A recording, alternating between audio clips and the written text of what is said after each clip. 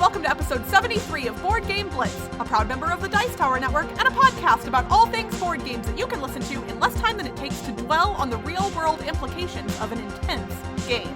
Board Game Blitz is sponsored by Grey Fox Games. This week, we're talking about games with serious themes. First, we discuss a couple of games we've played recently, like Freedom, the Underground Railroad, and City of Gears. Then, we talk about games that have themes that are more emotionally intense than your average board game. Finally, we wrap things up with a look at the etymology of the word important. And now, here are your hosts, Ambie and Crystal. One quick announcement before we hop into the main part of the episode, and that is in less than 1 week from the date of this episode releasing, we will be at Dice Tower West! Woohoo! So soon! Oh, so excited. So excited. So anyone of you who's listening to this who is going to be at Dice Tower West in Las Vegas, please come find us. Say hi. We will have a few little pieces of Board Game Blitz swag, potentially some dice, some pogs. Yes, you heard that right, pogs, like from the 90s. Maybe some badge ribbons and some stickers potentially as well. So if you want to get some Board Game Blitz swag, come find us. And also if you want to play a game, come find us as well. No promises on that front. We have a lot of scheduled events that we're doing as part of the Dice Tower crew, and also of my obligations to the con in general.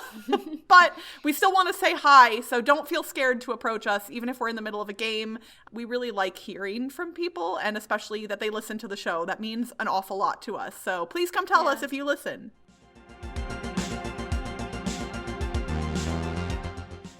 I haven't played that many new games recently, but one game that I've played that I haven't talked about in the podcast before is Freedom, the Underground Railroad, which is a 2012 game designed by Brian Mayer and published by Academy Games. So Freedom, the Underground Railroad is a cooperative game where you're trying to rescue slaves. There's a map of the United States, Eastern United States, and there's Canada at the top, and there's these little cubes that represent slaves, and you're moving them across the map, and you're working together to move them and get them to Canada, and then it will be free. But there's these tokens that are slave catcher tokens, and they go around, and if they move onto a space where there are slaves, then they have to go back down to the plantations in the south. And as the game goes on, more slaves come to the plantations. So it's a very heavy theme, and it makes you think about like slavery, but you're trying to help them escape. But there's a trade-off between getting all of the slaves out, and you also need to build up money for a support, because in order to win, you have to get a certain number of slaves to escape, but also build up the support for the cause, which is spending money on these support tokens. And so there's a trade-off, because sometimes you have to let some slaves get captured in order to get the support, because you can't do everything at once. So it's kind of sad when that happens, because you want to save all of them, but you can't. So we played that last night, and it's a really good game. I think it's well designed, and it's a good game. We almost won, but we lost, because if you don't win by the time the rounds end, or if too many slaves get captured, then you lose the game. So it's very difficult, and there's also like all of these cards that have events that happen during the period that come out. So it's a historical game that can teach you about the history of what happened. There's like actual events on the cards, and in the rulebook there's some like history of it too. So that's Freedom, the Underground Railroad. I wanted to interject because I have some questions and some thoughts, but I think it will actually go better in our thematic discussion for today. Yeah. So I'm going to hold off, and that's why I didn't question you about anything or like ask anything, because I'm very curious, but I'm going to wait till the thematic segment to talk about it a little bit more.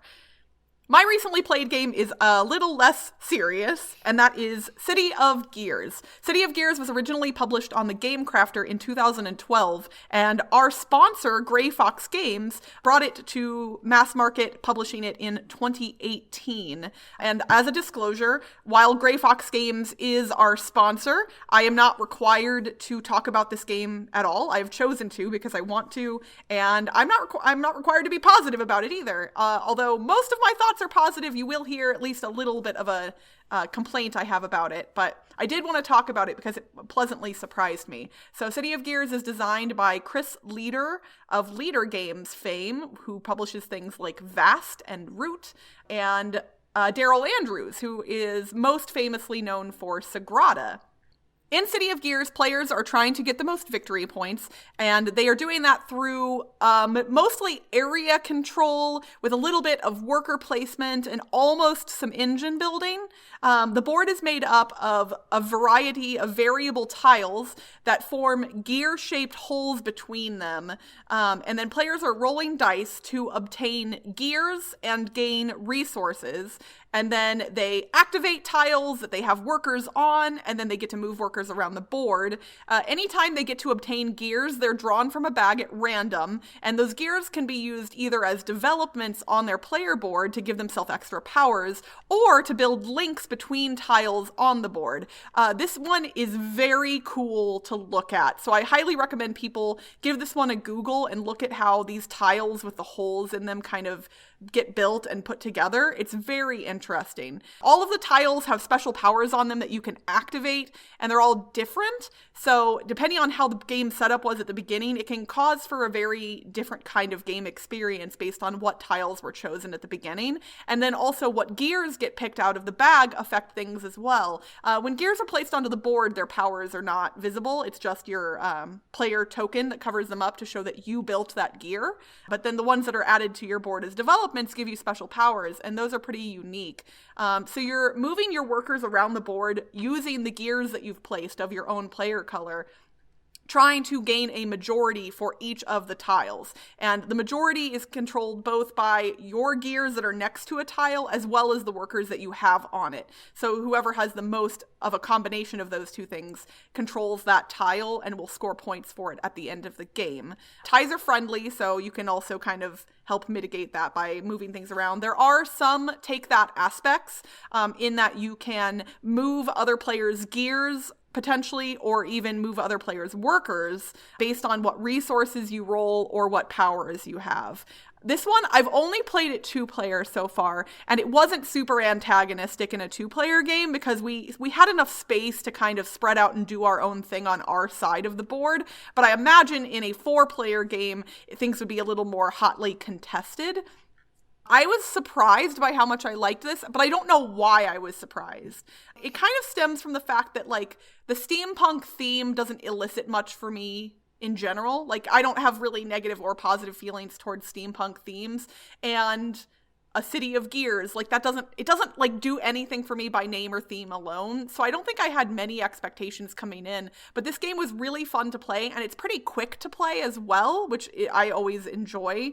So that was nice. My one complaint that I mentioned at the top of the segment was that the gears, because they're so small, the powers listed on them are worded sometimes in not the clearest way, and the tiles also have some powers on them that are not super clearly explained. We ran into multiple instances where we would pick up a gear or look at a tile and go, okay, I kind of understand what that's telling me I can do, but what about in this instance, or if that happens? There was always a little bit of confusion with most of them. And I think that's kind of just because you've got a small space to work with and they couldn't be as elaborate as they wanted. So I desperately needed a guide in the rule book or a supplement or something that just had a list of all of the tiles and a detailed explanation of what their powers do, and the same thing for the gears. This is what, when the gear says this is exactly what you can do with it. And then there's a rule that says each development on your player board can only be activated once per turn. But there are at least 1 or 2 gears where that rule doesn't make sense based on how they're worded. And so, again, some confusion there. That aside, I loved this, though. It was so much fun to play. I'm very glad that it's now in my collection, and I really recommend that you all check this out. It is more amusing, I think, than it looks, which is kind of weird to say. It doesn't look bad. It just doesn't look, it doesn't look exciting, at least not to me. So if you're like me and it doesn't excite you on looks alone, give it a shot.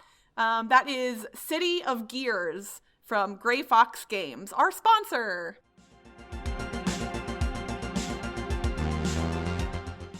For this week's thematic segment, we wanted to dig into something a little more serious than we typically do. Often our thematic discussions are around more lighthearted things like a list of silly games or things like that. And this week we wanted to discuss a trend that we've seen in board games recently, that where board games are dealing with more serious or thoughtful issues. And this is not necessarily a new thing for board games, but I think it's becoming more prevalent recently. Mm-hmm. Or maybe more popular. But yeah, like as I mentioned and recently played, Freedom the Underground Railroad is a serious theme, but that came out in 2012, which is not that recent in board game terms.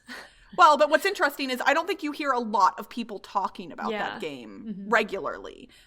Obviously, games like war games have existed for a long time and been very popular, and games dealing with war are very serious at their nature, especially if they're based on real-world events. Because there are games that are based on war that are set in a fictional or fantasy world. Twilight Imperium is a great example where I would not consider that theme to be as serious simply because it's not set in the real world. Mm-hmm.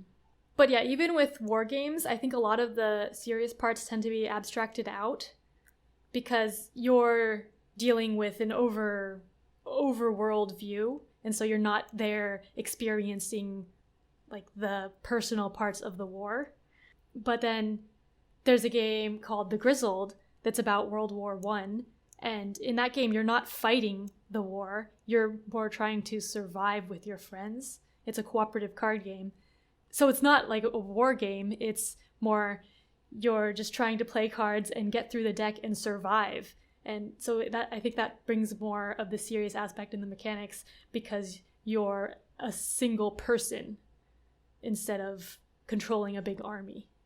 And your point about abstracting the details of a serious event kind of leads me back to where I was thinking when you were discussing Freedom the Underground Railroad earlier. I think board game designers and developers have a very tough job in how do you condense the aspects of a serious real-world thing in a way without trivializing those things. Like when you were describing that the slaves in Freedom the Underground Railroad are cubes, it almost like made my heart ache a little bit because that game I've never played it, but I've heard that it is a really good, potentially educational tool in that it teaches you about the Underground Railroad and some very important aspects of American history. But do you think, maybe not that game in particular, but do you think some games gloss over some of the worst parts of history when they try to put them into a board game?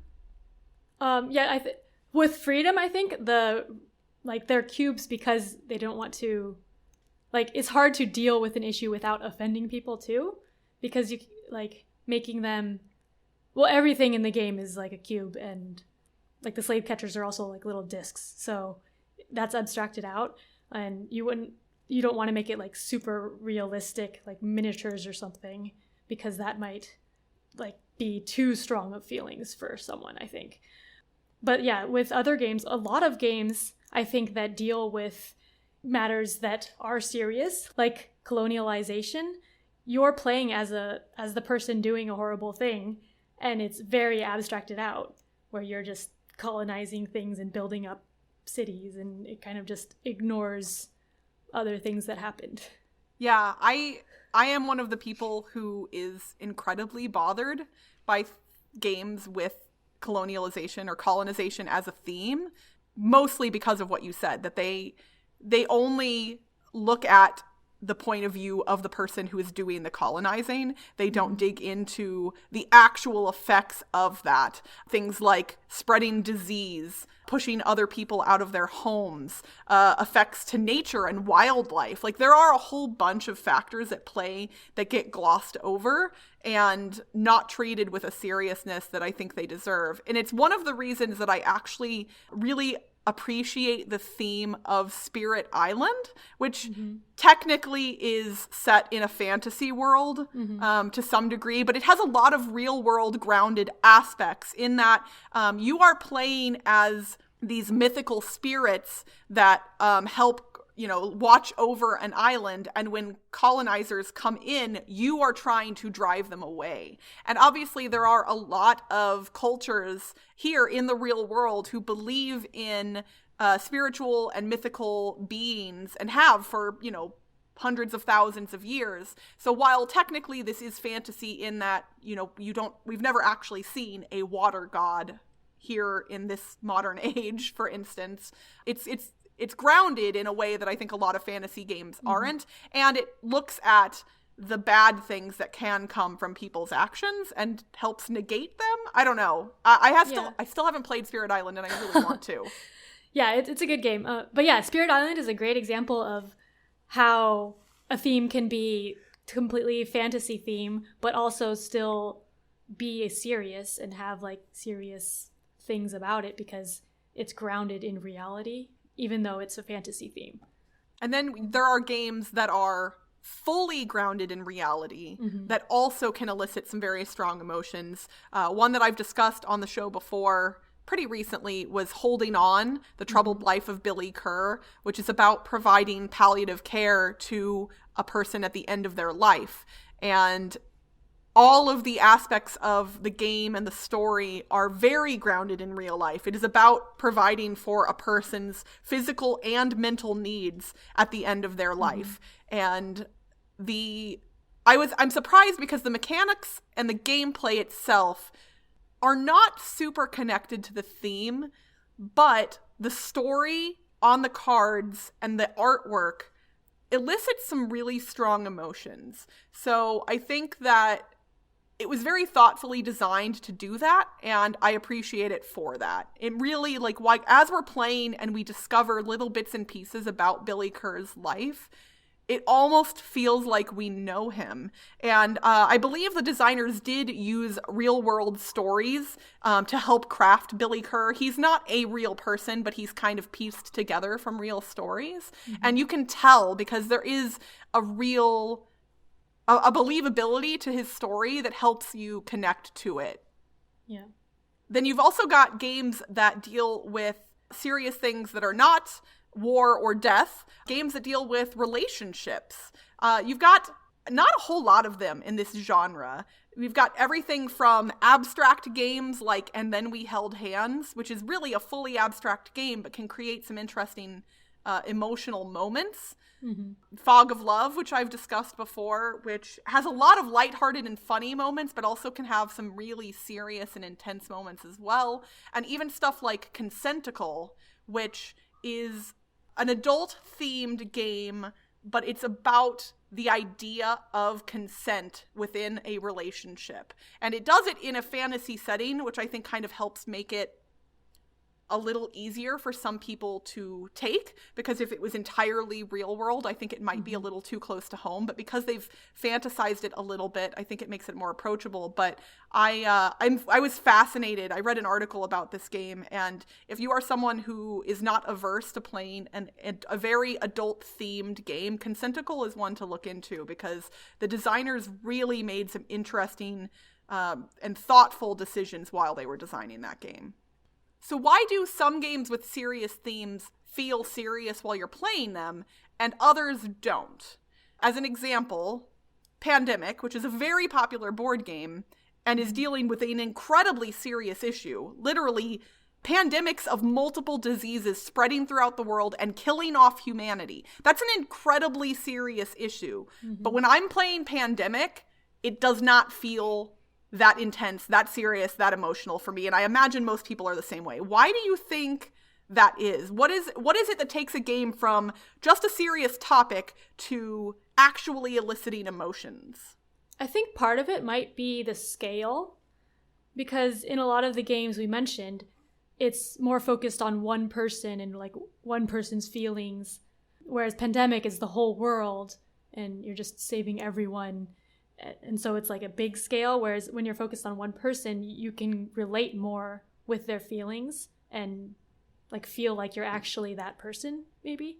Ooh, I think that's actually a really good point, because regular Pandemic It's kind of one and done. You just play it, you're done. And while you do have a character that you are technically portraying, you don't really have a chance to get to know the person that you are. Whereas in Pandemic Legacy, I think they actually do a better job of getting you connected to the theme because you keep playing as the same characters. They grow, they change, you get to know them. And this is not a spoiler for Pandemic Legacy Season 1 or 2, but your characters can die. And there was a moment in Season 1 where the character I had been playing for almost the entire game died. And it was deeply emotional for me. I was shocked at how much it bothered me when my character died. Yeah. So yeah, I think like just being attached to the one person makes it way more emotional for us. Yeah. Building a strong emotional connection to some aspect of the game or some character from the game, I think is a really good way to help connect a gamer to the game's subject, topic, or gameplay. And I'm very happy that board game designers and publishers are starting to play in this space a little bit more and explore themes that I think traditionally would have been seen as unapproachable in the board game space. Yeah. We would love to hear from some of you all. We obviously did not mention every board game that has a serious theme. Ambie and I, for instance, do not know a lot about many war games because that's not a genre of games that we tend to play in. So if you have a favorite game that has a serious theme that has given you some really strong feels at some point, let us know what that is, because we would love to see more of these come out, but we know that there are others that we haven't played before. So feel free to tweet at us or send us an email. Or post in our Board Game Geek Guild on the thread for this episode.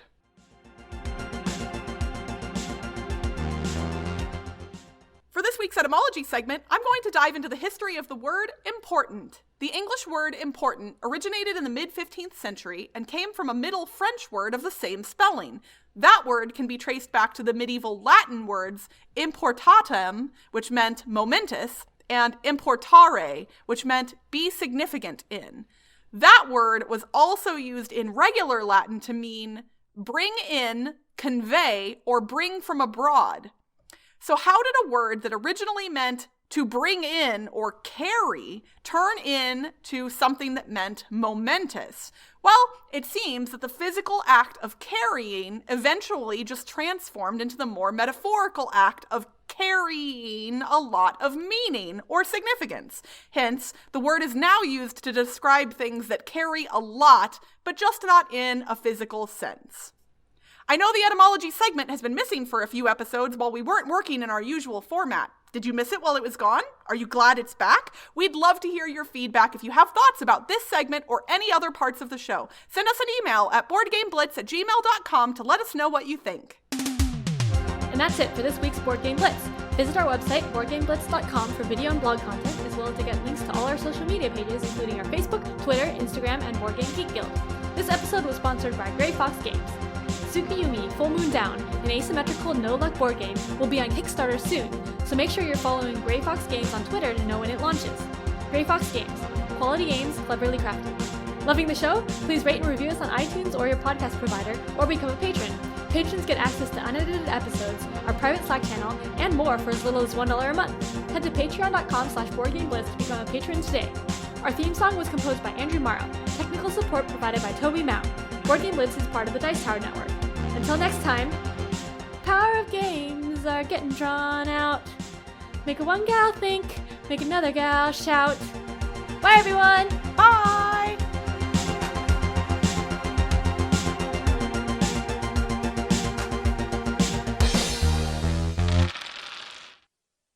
Before we head into the main episode, just one quick announcement. Nope. I was going to say this week, and that seems silly, because we're not a weekly podcast. I think the board game industry, I said a big there. That was like the biggest in the world.